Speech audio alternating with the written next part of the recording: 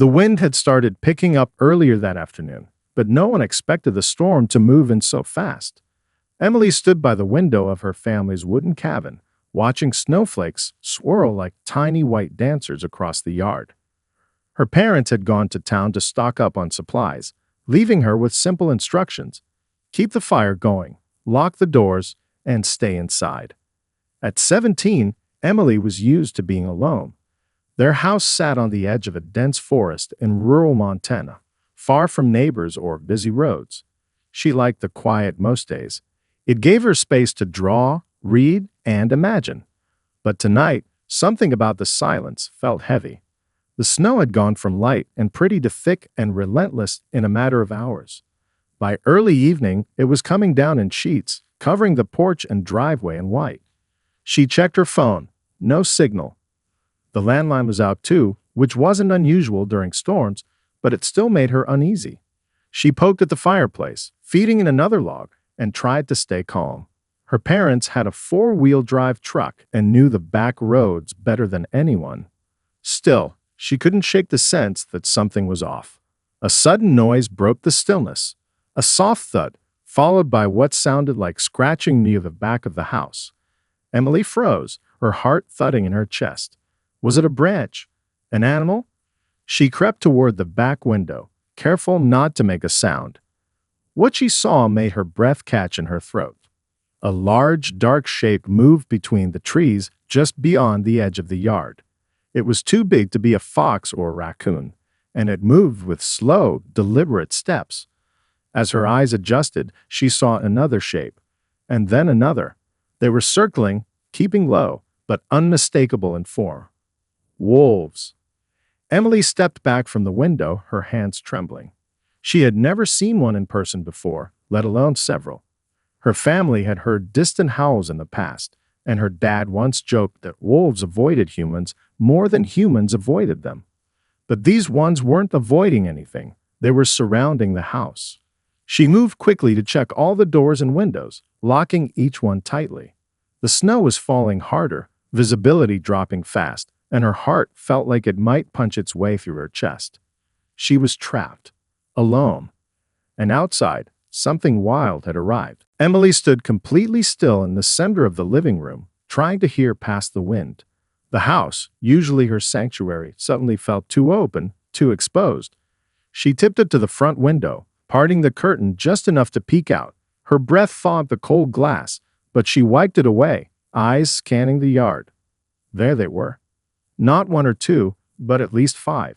The wolves moved in near silence, their thick fur coated with snow, their eyes catching the glow from the porch light. They weren't growling or charging. They weren't even making noise. They were just watching. One stood at the bottom of the steps, head tilted slightly as if listening. Another padded along the side of the porch, leaving deep paw prints in the fresh snow. Emily's mind raced. Why were they here? Wolves didn't just walk up to people's homes. Something wasn't right. She ducked away from the window, her heartbeat roaring in her ears. Her first instinct was to call her parents again, but the phone was still dead. The emergency radio was upstairs. She hesitated. What if something was already inside? What if they weren't alone? Forcing herself to stay calm, Emily made her way up the creaky stairs and into her father's study. She found the radio tucked behind some old maps, clicked it on, and turned the dial. Nothing but static. She tried again. Still nothing. Either the signal was blocked by the storm, or the tower itself was down. She moved to the window in the study, which faced the woods behind the house. Her hand dropped the curtain slowly. The wolves were there too. At least 3 more had taken position at the tree line. One of them paced back and forth, its body low to the ground, as if searching for something. Then she noticed a shape just behind it. Another wolf, this one moving with a limp. It stayed further back than the others, its right leg barely touching the ground. It looked tired, injured, maybe even desperate. Emily couldn't understand it. The pack wasn't acting aggressive. They weren't howling or snarling. They were coordinated, deliberate, and strangely calm.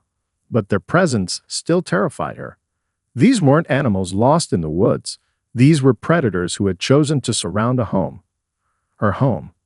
She stepped back from the window, grabbed the emergency flashlight, and whispered to herself, "What do they want from me?" Outside, the storm kept falling, and the eyes in the dark never blinked. Emily's mind raced as the snowstorm howled outside, blending with the eerie silence of the wolves. She didn't know how long they had been there or why they hadn't left, but one thing was clear: they weren't going anywhere. Her house, once filled with warmth and safety, now felt like a fragile barrier between her and the unknown. She took a deep breath, trying to focus. If she couldn't call for help, then she needed to understand what she was dealing with.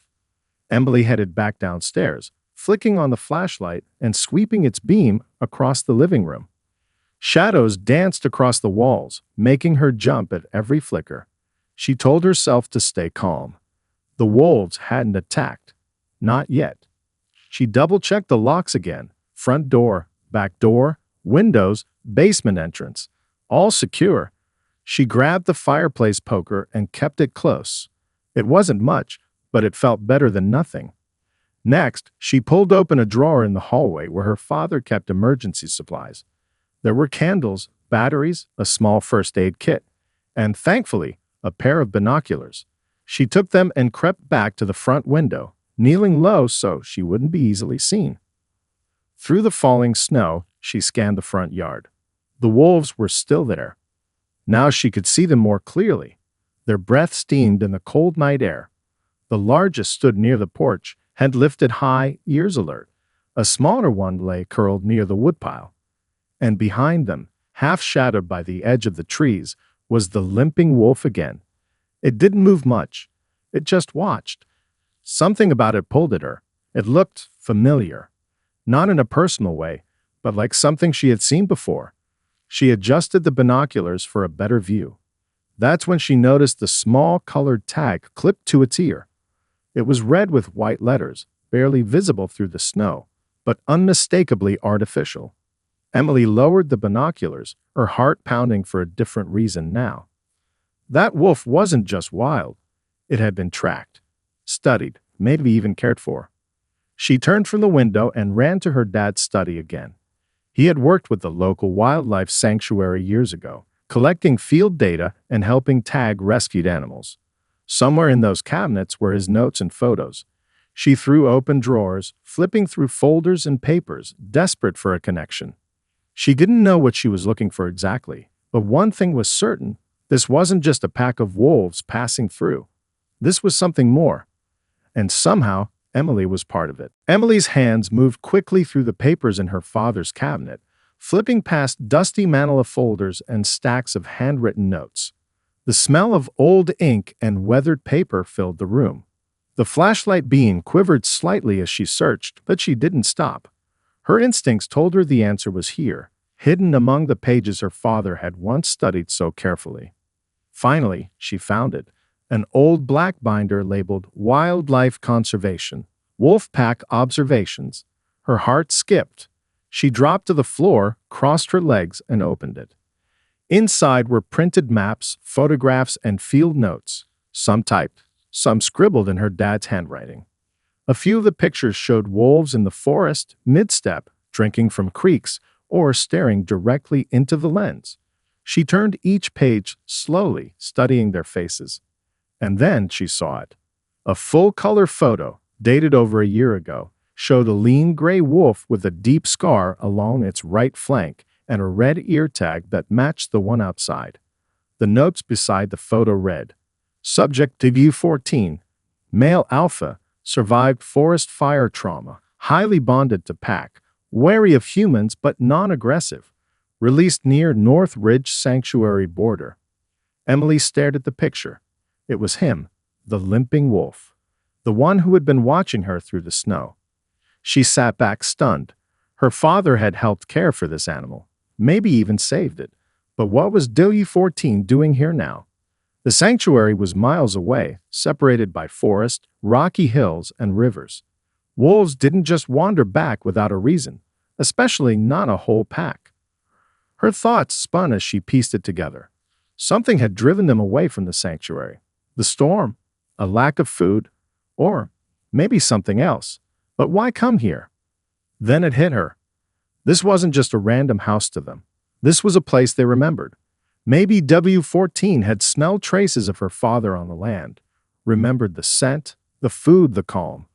Maybe, through whatever wild memory wolves held onto, this was the only safe place he could lead them to. Emily felt a strange mix of awe and fear. These animals had traveled across treacherous ground in the middle of a snowstorm, not to hunt, not to attack, but to return to her. She looked out the window again. W14 was still there, sitting quietly in the snow, his pack close behind him. Emily whispered, "You came back." And the truth settled deep in her chest. This night was no accident. Emily remained by the window, the binder still open in her lap. Outside, the wind had slowed, but the snow continued to fall, blanketing the world in a soft white hush. The wolves hadn't moved in a long time. No growling, no snarling, not even the pacing she had seen earlier. They were simply there, surrounding the house like silent guardians or shadows. She watched them for several minutes, half expecting one to test the door or scratch at a window. But instead, something happened that stopped her breath. The largest wolf, the one closest to the porch, lay down, not in defeat or exhaustion, but in a calm, deliberate motion. A moment later, two others followed, then another. One by one, the wolves lowered their bodies into the snow, forming a quiet ring around the front yard, like sentries settling into position. Emily leaned closer to the glass. She wasn't sure what she was witnessing. They weren't trying to get in. They weren't hunting. They were waiting. But for what? Her eyes drifted to W14, the limping wolf. He had not joined the others on the ground. He remained seated near the trees, his body tense, ears twitching. But then, slowly, he rose to his feet.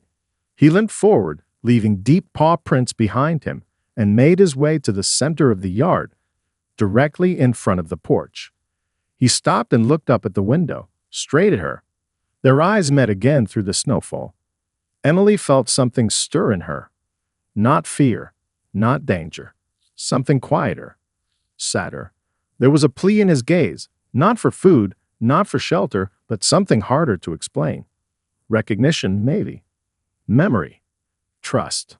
The fire cracked behind her, pulling her briefly back to reality. She turned, paced for a moment, then looked again. W14 was still staring at her, unmoving, even as the snow gathered on his fur. Emily took a deep breath, walked to the door, and opened it. Just a crack. The cold rushed in instantly. She shivered but stood her ground. W14 didn't move. From the doorway, she whispered into the night, "What do you need?" The wind seemed to pause, as if listening. And still, the wolves did nothing. No growls. No threat. Only silence, heavy and thick with meaning. Emily stood there, her heart pounding, realizing she was no longer just observing something strange. She was part of it. The icy wind stung her face as Emily stood in the doorway, the flashlight trembling slightly in her hand. W14 remained still, his breath steaming in slow clouds under the porch light. Around him, the rest of the pack lay in the snow, peaceful yet alert, their eyes occasionally shifting toward her. She didn't know what compelled her to act, only that doing nothing felt wrong. The wolves weren't behaving like predators. They weren't here to cause harm. Somehow, deep in her bones, she knew they were here for help. Emily shut the door gently, locking it again, and hurried to the kitchen. Her fingers were numb as she pulled open the freezer. She found 2 packets of raw stew meat her mom had planned to cook for dinner. Without hesitating, she grabbed them and a bowl, then heated the meat just enough to take the edge off the cold. She added in some leftover vegetables and broth, stirring as the smell rose into the room. She hesitated for just a second. Feeding wild animals was dangerous. Every article she had ever read said not to. But this wasn't a random moment. This wasn't ordinary. And these weren't just wild animals. She bundled herself in her father's heavy coat, pulled on boots and gloves, and filled another bowl with water. Then, with her heart pounding so hard she could feel it in her ears, she stepped outside onto the porch. The snow crunched beneath her feet. All the wolves lifted their heads. Emily placed the bowls slowly at the edge of the porch and stepped back, her hands raised to show she held nothing else. She knelt down and stayed still, barely breathing. W14 took a step forward. Another. His limp was more obvious now.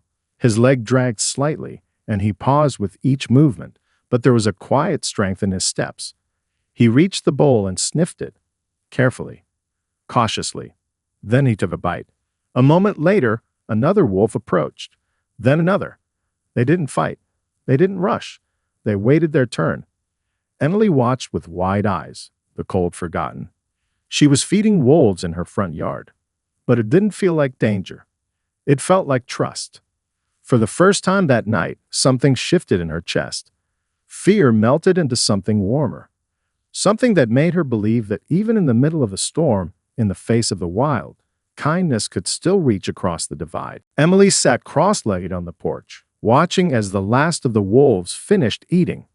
The snow had slowed to a gentle drift, like nature itself was calming down, responding to this strange and silent peace. Her breath came in steady puffs now, her fear replaced with something more powerful, connection. W14 lingered the longest near the bowls, licking the last of the broth. Then, slowly, he turned his head and looked at her again. This time there was something different in his eyes. Not desperation, not pain. It was purpose. He walked past the bowls and limped to the middle of the yard. There in the snow, he stopped and began moving in a slow, deliberate circle. At first, Emily thought he might be laying down again, but then she noticed the pattern. He was stepping with care, pressing his paws into the snow in a shape. A curved path. A turn. Then he backtracked, moving in another direction. The other wolves stayed still, watching. So did she. After several minutes, W14 stopped and stepped away. Emily stood, her curiosity pulling her off the porch. She moved slowly, not wanting to break the fragile thread of trust between them. The wolves didn't react, didn't flinch or snarl. She approached the center of the yard, careful where she stepped, and looked down. Her breath caught. In the snow, W14 had created a rough shape, a symbol, almost. It looked like a broken loop, a kind of spiral with jagged lines, pointing toward the north side of the forest. Not random, not natural. She knelt and studied it. The symbol wasn't familiar, but it had intention. W14 had drawn it for a reason, a direction, a warning, or maybe a message. Emily looked back at him. His eyes met hers again, and he gave the faintest nod, if wolves could nod. Suddenly, everything made sense. They had come not only for shelter, but to guide her, to show her something. Emily stood slowly and turned toward the tree line beyond the yard, the direction the symbol pointed. Something was out there, something the wolves had fled, or something that needed to be found. She whispered into the cold air, "You want me to follow?" The wolves didn't move, but W14 took one step toward the forest. Then another. Emily looked back at the house, then at the path ahead. The choice was hers, and she was ready to make it. Emily hesitated only for a moment before she zipped up her coat and stepped off the porch. The snow crunched under her boots as she moved across the yard, past the symbol W14 had drawn, and into the trees beyond. The wolves silently rose and followed, their formation loose but purposeful, like they had walked this trail many times before. The forest was dark and still. Only the soft whisper of wind moved through the bare branches. The flashlight in Emily's hand swept from tree to tree, casting long shadows on the snow. She followed BB14's limping path, her heart thudding with every step, uncertain of what she would find, but certain now that she had to see it through. After 10 minutes of walking, the trees opened into a narrow clearing. At the far end, partially buried beneath a mound of snow, stood the broken frame of what looked like an old ranger station, small, made of rotting wood, and barely standing. Emily's breath caught. She had never seen this place before. W14 stopped at the edge of the clearing, as if giving her space. The others stayed behind him. Emily walked forward slowly and brushed away some of the snow on the door. The hinges creaked as it opened. Inside, the air was cold and stale, but what she saw made her gasp. Maps, photos, files, all pinned to the walls or stacked in plastic bins. Many had markings of the wildlife sanctuary her father had worked with. She stepped closer and saw documents with his name on them, field notes, animal tracking logs, and a list of emergency contacts. One stood out: W14, relocated after fire, shows signs of returning to familiar territory under stress conditions. It wasn't just her father's work. This place had been a backup site, a shelter, a data station for monitoring endangered animals, hidden, forgotten after the program shut down. But the wolves hadn't forgotten. They had come here for help. Emily turned and looked at W14, who now stood at the doorway. Their eyes met one last time. She understood. This was the message. The past her father had tried to protect. And now it was hers to carry on. She nodded slowly, and for the first time, W14 let out a soft sound, not a growl, but a low, steady howl. A signal. Then, as silently as they had come, the wolves began to turn and disappear back into the woods. Emily stood alone in the clearing, but she didn't feel alone. She felt chosen and ready.